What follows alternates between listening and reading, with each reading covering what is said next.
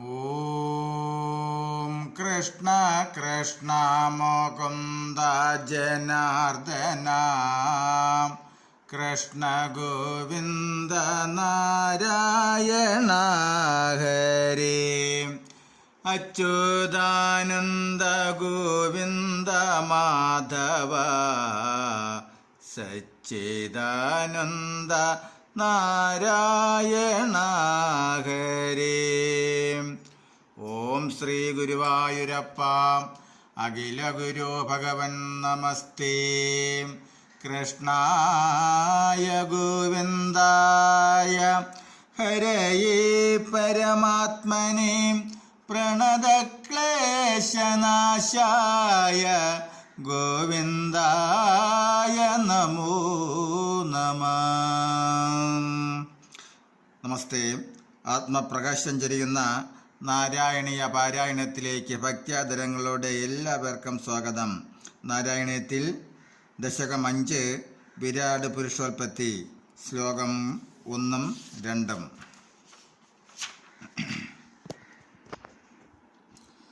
ഓം നമോ ഭഗവതേ വാസുദേവായ.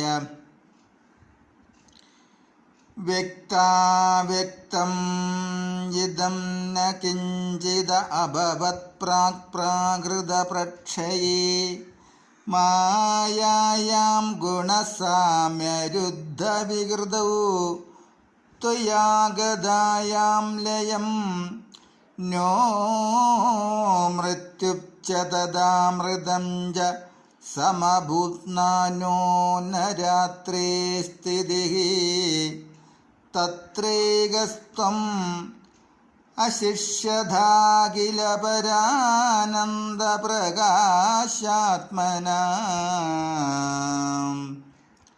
നമസ്തേ. പണ്ട് സർവസ്വവും പ്രളയത്തിൽ ആണ്ടുകിടന്ന കാലത്ത് ത്രിഗുണങ്ങളുടെ സത്വം, രജസ്, തമസ് സാമ്യാവസ്ഥ കാരണം വികാരം വരാതിരുന്ന അങ്ങയിൽ സർവസ്വവും ലയിച്ചിരുന്നു. അന്ന് ഈ സ്ഥൂലമോ സൂക്ഷ്മമോ ആയ സംസാരമുണ്ടായിരുന്നില്ല. രാവും പകലും ഉണ്ടായിരുന്നില്ല. മരണമോ മോക്ഷമോ ഉണ്ടായിരുന്നില്ല. എന്നാൽ ആ പ്രളയകാലത്തും പരമാനന്ദ സ്വരൂപനായ അങ്ങ് മാത്രം പ്രകാശസ്വരൂപനായി അവശേഷിച്ചിരുന്നു. ഇവിടെ സംസാരം ലയിക്കുന്നതിന് മുമ്പുള്ള പ്രളയകാലത്തെ സ്ഥിതിയാണ് വിഷയീഭവിച്ചിരിക്കുന്നത്. മഹാപ്രളയകാലത്ത് ശക്തി സ്വരൂപിണിയായ മായ ത്രിഗുണങ്ങൾക്ക് വികാരമില്ലാത്തതിനാൽ എല്ലാത്തിനെയും തന്നിലടക്കി സൂക്ഷ്മരൂപത്തിൽ ബ്രഹ്മത്തിൽ ലയിച്ചു കിടക്കുകയായിരുന്നു. പ്രകൃതി അവികാരിയായിരുന്നതിനാൽ സംസാരം ഭവിച്ചിരുന്നില്ല. അതുകൊണ്ട് തന്നെ രാപ്പകലുകളില്ലായിരുന്നു. സംസാരമില്ലാതിരുന്നതിനാൽ ജന്മമരണങ്ങളും ഉണ്ടായിരുന്നില്ല. മായാ ഗുണക്ഷോഭമുണ്ടാകുമ്പോഴേ മായയ്ക്ക് വികാരമുണ്ടാകുന്നുള്ളൂ. അവികാരിയായിരിക്കുമ്പോൾ ഗുണക്ഷോഭമുണ്ടാകുന്നില്ല. അത് പ്രളയത്തിൽ ബ്രഹ്മത്തിൽ ലയിച്ച് കിടക്കുന്നു. എന്നാൽ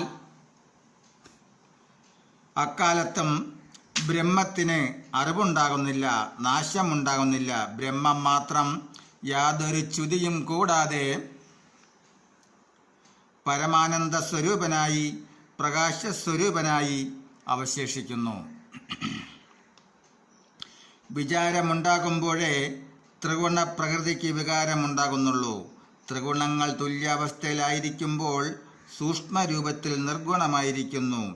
വികാരമുണ്ടാകുമ്പോൾ ത്രിഗുണത്തിന് വികാരാടിസ്ഥാനത്തിൽ മാറ്റമുണ്ടായി സത്വഗുണപ്രധാനം, രജോ ഗുണപ്രധാനം, തമോ ഗുണപ്രധാനം എന്നീ അവസ്ഥകളുണ്ടാകുന്നു. അപ്പോൾ അതിനനുസരിച്ചുള്ള സഗുണഭാവവും രൂപവും കൈക്കൊള്ളുന്നു. പ്രളയകാലത്തെ വീണ്ടും സാമ്യാവസ്ഥ രൂപത്തിൽ ബ്രഹ്മത്തോട് ചേർന്ന് സ്ഥിതി ചെയ്യുന്നു. പിന്നെ മായയ്ക്ക് യാതൊരു ചേഷ്ടയും ഉണ്ടാകുന്നില്ല. ശ്ലോകം 2.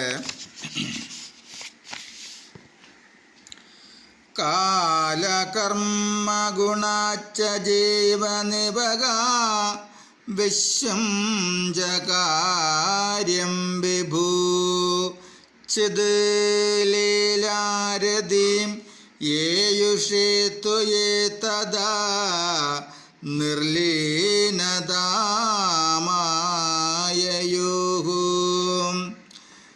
തേഷാം നൈവ വദന്ത്യസത്വം അയി ഭൂശക്ത്യാത്മനാ തിഷ്ഠതാ നോ ചേത് കിം ഗഗന പ്രസൂന സദൃശാം ഭൂയോ ഭവേ സംഭവഃ.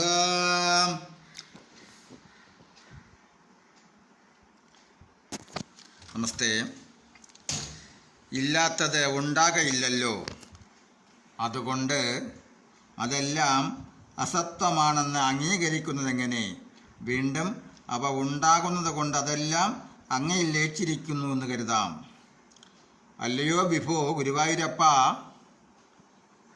കാലവും കർമ്മവും ഗുണങ്ങളും ജീവികളും പ്രപഞ്ചം മുഴുവൻ തന്നെയും ആ പ്രളയകാലത്ത് യോഗനിദ്രയിലായിരുന്നു അങ്ങയിൽ ലയിച്ചു. ഭഗവാനെ, അവ ശക്തിസ്വരൂപേണ അങ്ങയിൽ തന്നെ സ്ഥിതി ചെയ്യുന്നുവെന്നതല്ലാതെ തീരെ നശിച്ചതായി പറയുന്നില്ല. ഇല്ലെങ്കിൽ ആകാശകുസുമം പോലെ ഒരിക്കലും ഇല്ലാത്തത് വീണ്ടും എങ്ങനെയുണ്ടാകും? ഇല്ലാത്തതുണ്ടാകുകയില്ലെന്നും ഇല്ലാതെ പോകയാലുള്ളതൊന്നും എന്നല്ലേ അങ്ങ് ഗീതയിൽ ബോധിപ്പിച്ചിരിക്കുന്നത്. അതുകൊണ്ട് ഇവ നേരത്തെ തന്നെ ഉള്ളതാണെന്നല്ലേ അർത്ഥം. നമസ്തേ. ശ്ലോകം 3, 4, 5 തുടരും നാളെ.